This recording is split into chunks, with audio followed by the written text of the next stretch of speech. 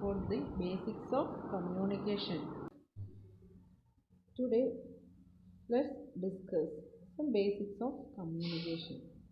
Meaning and definition. Dale Beach defines communication as the transfer of information and understanding from person to person. കമ്മ്യൂണിക്കേഷനെ പലരും define ചെയ്തിട്ടുണ്ട്. അതിൽ Dale speech ഇങ്ങനെയാണ് define ചെയ്തിരിക്കുന്നത്. Communication എന്ന് പറയുന്നത് ഓരോ വ്യക്തികളിൽ നിന്നും മറ്റുള്ളവരിലേക്കോ അല്ലെങ്കിൽ ഒരു വ്യക്തിയിൽ നിന്നും മറ്റൊരു വ്യക്തിയിലേക്കോ ഇൻഫർമേഷനും അതുപോലെ അണ്ടർസ്റ്റാൻഡിങ് എന്നിവിടെ ഉദ്ദേശിക്കുന്നത് ഒരാൾ മനസ്സിലാക്കിയ കാര്യങ്ങൾ മറ്റുള്ളവരിലേക്കും ട്രാൻസ്ഫർ ചെയ്യുന്നതിനെയാണ് കമ്മ്യൂണിക്കേഷൻ എന്ന് പറയുന്നത്.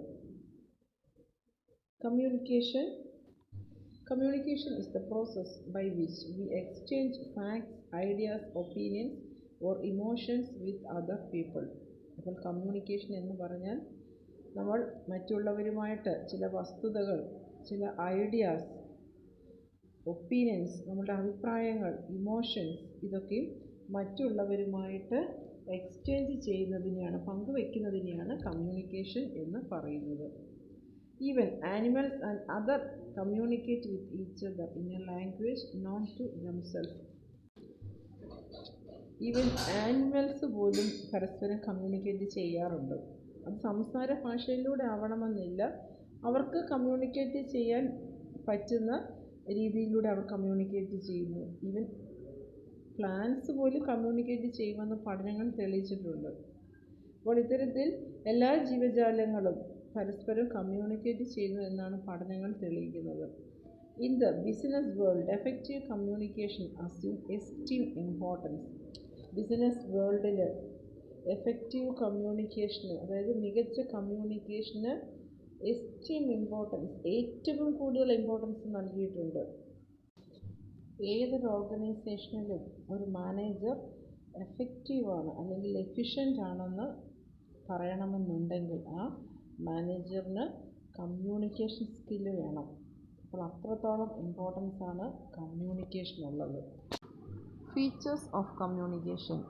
The features or characteristics of communication are as follows. It is a continuous process. Exchange of ideas and opinions among people is an ongoing process in business and non-business organization. Communication is important in the organization like nervous system in the human body. കമ്മ്യൂണിക്കേഷൻ്റെ പ്രത്യേകതകളെക്കുറിച്ചാണ് നമ്മൾ പഠിക്കുന്നത് ഇനി. Communication ഒരു continuous പ്രോസസ്സാണ്. ഒരു business സ്ഥാപനമായിക്കൊള്ളട്ടെ, ഒരു non business organisation എന്ന് പറഞ്ഞാൽ ലാഭമൊന്നും പ്രതീക്ഷിക്കാതെ നടത്തുന്ന ഏതെങ്കിലും ഒരു നോൺ ബിസിനസ് ഓർഗനൈസേഷൻ ആയിക്കൊള്ളട്ടെ, അവിടെയൊക്കെയും എപ്പോഴും ഐഡിയാസും ഒപ്പീനിയൻസും അവിടെ ജോലി ചെയ്യുന്ന ആൾക്കാർ അല്ലെങ്കിൽ അവിടെ ജോലി ചെയ്യുന്ന ആൾക്കാരും മറ്റ് സ്ഥാപനത്തിൽ ജോലി ചെയ്യുന്ന ആൾക്കാരും തമ്മിൽ എക്സ്ചേഞ്ച് ചെയ്യും. അങ്ങനെ ഐഡിയാസും ഒപ്പീനിയൻസും പറയാതെ ഒരു ബിസിനസ് സ്ഥാപനമോ അല്ലെങ്കിൽ നോൺ ബിസിനസ് സ്ഥാപനമോ മുന്നോട്ട് പോകുന്നില്ല. അപ്പോൾ കമ്മ്യൂണിക്കേഷൻ എന്ന് പറയുന്നത് ഒരു നെർവസ് സിസ്റ്റം പോലെ ഇമ്പോർട്ടൻ്റ് ആണ്. കമ്മ്യൂണിക്കേഷനിലൂടെയാണ് എല്ലാ കാര്യങ്ങളും മുന്നോട്ട് പോകുന്നത്, അതാണ് ഉദ്ദേശിക്കുന്നത്. അതൊരു കണ്ടിന്യൂസ് പ്രോസസ്സാണ്.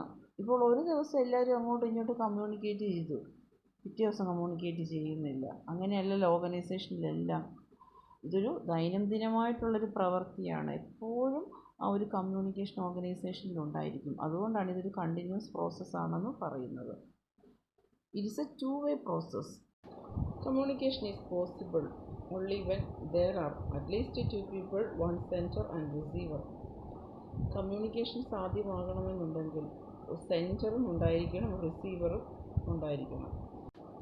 ഇവിടെ മെസ്സേജ് അയക്കാൻ ഒരു സെൻഡർ ഉണ്ടാവണം, അത് റിസീവ് ചെയ്യുവാൻ വേണ്ടിയിട്ട് ഒരാളോ എത്ര പേർ വേണമെങ്കിലും ആകാം. അപ്പോൾ സെൻഡർ റിസീവർ എന്നതുള്ളത് വളരെ ഇമ്പോർട്ടൻ്റ് ആയിട്ടുള്ള ഫാക്ടേഴ്സാണ്. അതുകൊണ്ടാണ് ഇതൊരു two-way പ്രോസസ്സാണെന്ന് പറയുന്നത്. സെൻഡർ റിസീവർക്ക് മെസ്സേജ് അയക്കുന്നു, റിസീവർ ആ ഒരു മെസ്സേജ് മനസ്സിലാക്കി അതിൻ്റെ ഫീഡ്ബാക്ക് സെൻറ്റർക്ക് നൽകുന്നു. ആ രീതിയിലൊരു ടു വേ പ്രോസസ്സാണ്. അപ്പോൾ ഇവിടെ യഥാർത്ഥത്തിൽ ഇവിടെ ഒരു സെൻറ്റർ എന്ന് പറഞ്ഞാൽ മെസ്സേജ് അയക്കുന്ന ആൾക്ക് എത്ര പേർക്ക് വേണമെങ്കിലും മെസ്സേജ് അയക്കാം. റിസീവ് ചെയ്യുന്നവർ എത്ര പേർ വേണമെങ്കിലും ആകാം. പക്ഷേ ഒരാൾ ഒറ്റയ്ക്ക് ഒരു കാര്യം കമ്മ്യൂണിക്കേറ്റ് ചെയ്യുകയാണെങ്കിൽ എന്ന് പറഞ്ഞാൽ റിസീവേഴ്സ് ഇല്ല, ഒരാൾ വെറുതെ കമ്മ്യൂണിക്കേറ്റ് ചെയ്യുകയാണ്, അല്ലെങ്കിൽ ഒരു കാര്യം ഇങ്ങനെ പറയുകയാണ്, അതിന് നമുക്ക് എല്ലാ അർത്ഥത്തിലും കമ്മ്യൂണിക്കേഷൻ എന്ന് പറയാനായിട്ട് സാധിക്കില്ല. അടുത്തതായി verbal and non verbal. Communication is not restricted to transfer of information and understanding through words alone. Communication verbal അല്ലെങ്കിൽ നോൺ വെർബൽ ആകാം. വാക്കുകളിലൂടെ മാത്രം ഇൻഫർമേഷൻ ട്രാൻസ്ഫർ ചെയ്യുക എന്നുള്ളത് മാത്രമല്ല communication. A manager can communicate through symbols, gestures and actions which are non verbal in nature.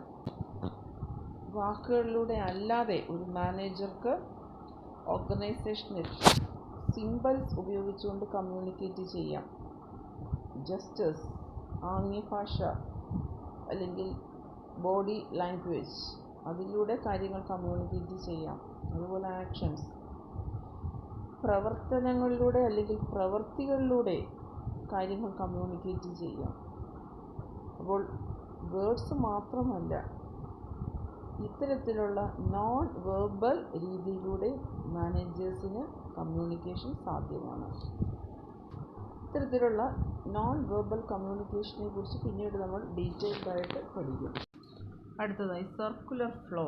The process of communication starts when the sender transmits a message to the receiver and is completed when the receiver sends the feedback into the sender. Communication ഒരു circular flow ആണ്. അതെന്തുകൊണ്ടാണെന്ന് നോക്കാം. Communication എന്ന് പറഞ്ഞാൽ എന്താണ്? Sender ഒരു message റിസീവർക്ക് transmit ചെയ്യുകയാണ്. അപ്പോൾ അങ്ങനെ ട്രാൻസ്മിറ്റ് ചെയ്യുന്നു. അതിനുശേഷം റിസീവർ ആ ഒരു മെസ്സേജിനൊരു ഫീഡ്ബാക്ക് സെൻഡർക്ക് നൽകുകയാണ്. ചിലപ്പോൾ സെൻഡർ അയക്കുന്ന മെസ്സേജിന് മറുപടി ആയിരിക്കാം, ചിലപ്പോൾ സെൻഡർ അയക്കുന്ന മെസ്സേജിനെ കുറിച്ചുള്ളൊരു അഭിപ്രായമായിരിക്കാം. അപ്പോൾ ഏതെങ്കിലും ഒരു രീതിയിൽ സെൻഡർ റിസീവർക്ക് മെസ്സേജ് അയച്ചു കഴിഞ്ഞാൽ റിസീവർ സെൻഡർക്ക് മെസ്സേജ് അയക്കുന്ന വ്യക്തിക്ക് ഫീഡ്ബാക്ക് നൽകും. ആ രീതിയിൽ ഇതൊരു സർക്കുലർ ഫ്ലോ ആണ്. അടുത്തതായി goal oriented. Communication is goal oriented. നമ്മൾ പഠിക്കുന്നത് ഓർഗനൈസേഷനിലെ കമ്മ്യൂണിക്കേഷനാണ്. അതെപ്പോഴും ഗോൾ ഓറിയൻറ്റഡ് ആണ്. ഒരു പ്രധാനപ്പെട്ട ലക്ഷ്യത്തിന് വേണ്ടിയിട്ടായിരിക്കും, അല്ലെങ്കിൽ എന്തെങ്കിലും ഒരു പർപ്പസിന് വേണ്ടിയിട്ടായിരിക്കും അവിടെ എല്ലാം ഈ കമ്മ്യൂണിക്കേഷൻ നടക്കുന്നത്. ഓർഗനൈസേഷനിലെ കമ്മ്യൂണിക്കേഷൻ്റെ പ്രത്യേകത അതാണ്. എന്തെങ്കിലും ഒരു പ്രത്യേക പർപ്പസിന് വേണ്ടിയിട്ട്, എന്തെങ്കിലും ഒരു കാര്യത്തിന് വേണ്ടിയിട്ട്, ഒരു ലക്ഷ്യത്തിന് വേണ്ടിയിട്ടായിരിക്കാം അവിടെ ആ കമ്മ്യൂണിക്കേഷൻ നടക്കുന്നത്. അടുത്തതായി pervasive activity. Communication takes place at all levels and in all functional areas. Communication എല്ലാ അതോറിറ്റി ലെവൽസിലും ഉണ്ടാകും. അപ്പോൾ മാനേജേഴ്സിനിടയിൽ മാത്രമാണ് കമ്മ്യൂണിക്കേഷൻ, അങ്ങനെയൊന്നുമില്ല. കമ്മ്യൂണിക്കേഷൻ എന്ന് പറയുന്നത് മാനേജേഴ്സിൽ നിന്നും സബോർഡിനേറ്റ്സിലേക്ക്, മാനേജേഴ്സിലേക്ക്, ഇനി ടോപ്പ് ലെവൽ മാനേജേഴ്സ് ആണെങ്കിൽ അവർക്കിടയിൽ തന്നെ ഒരു കമ്മ്യൂണിക്കേഷനുണ്ട്. മിഡിൽ ലെവൽ മാനേജേഴ്സ് ആണെങ്കിൽ അവർ പരസ്പരം കമ്മ്യൂണിക്കേറ്റ് ചെയ്യുന്നു. ലോവർ ലെവലിലും അങ്ങനെയുണ്ട്. അപ്പോൾ എല്ലാ ലെവൽസിലും കമ്മ്യൂണിക്കേഷനുണ്ട്. And in all functional areas. ഒരു ഓർഗനൈസേഷനിൽ എന്തെല്ലാം ഫങ്ഷണൽ ഏരിയാസ് ഉണ്ടോ, അപ്പോൾ മാർക്കറ്റിംഗ്, HR, പ്രൊഡക്ഷൻ, ഫിനാൻസ്, ഇതെല്ലാം ഫങ്ഷണൽ ഏരിയാസാണ്. അങ്ങനെ എന്തെല്ലാം ഫങ്ഷണൽ ഏരിയാസ് ഉണ്ടോ അവിടെയൊക്കെയും കമ്മ്യൂണിക്കേഷനുണ്ട്. അതുകൊണ്ട് അതിനെയാണ് പെർവേസീവ് ആക്ടിവിറ്റി എന്ന് പറയുന്നത്. എല്ലായിടത്തും കമ്മ്യൂണിക്കേഷനുണ്ട്.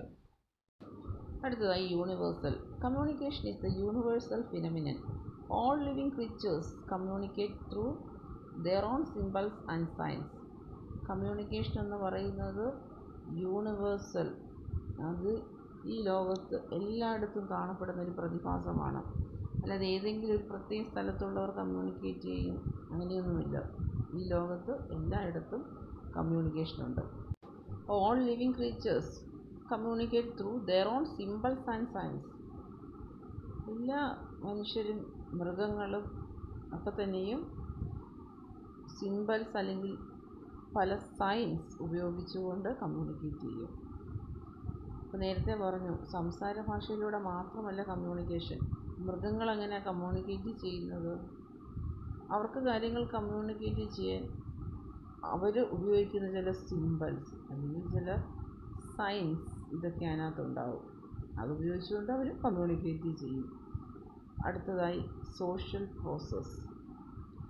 Communication is a social process as it enables everyone in the society to satisfy his basic needs and desires through the exchange of written, spoken or non-verbal messages. Communication എന്ന് പറയുന്നത് ഒരു social പ്രോസസ്സാണ്. സാമൂഹ്യപരമായിട്ട് പ്രാധാന്യമുള്ള ഒരു പ്രോസസ്സാണത്. എന്തുകൊണ്ടാണ് അങ്ങനെ പറയുന്നത്? ഒരു സൊസൈറ്റിയിൽ, ഒരു സമൂഹത്തിലെ എല്ലാ ആൾക്കാരും അവരുടെ ബേസിക് നീഡ്സും ഡിസൈഴ്സും എന്ന് വെച്ചാൽ അടിസ്ഥാനപരമായിട്ടുള്ള അവരുടെ ആവശ്യങ്ങളും അവരുടെ ഇഷ്ടങ്ങളും ഒക്കെ സാറ്റിസ്ഫൈ ചെയ്യുന്നത് ഏതെങ്കിലും ഒരു രീതിയിലൂടെയുള്ള കമ്മ്യൂണിക്കേഷനിലൂടെയാണ്. അല്ലേ? ശ്രദ്ധിച്ച് നോക്കിയാൽ അറിയാം. കമ്മ്യൂണിക്കേഷൻ തന്നെയാണ് ഏതൊരു സമൂഹത്തിൻ്റെയും ഏറ്റവും പ്രധാനപ്പെട്ട അടിസ്ഥാന ഘടകമെന്ന് പറയുന്നത്. അത് പല രീതിയിലാകാം.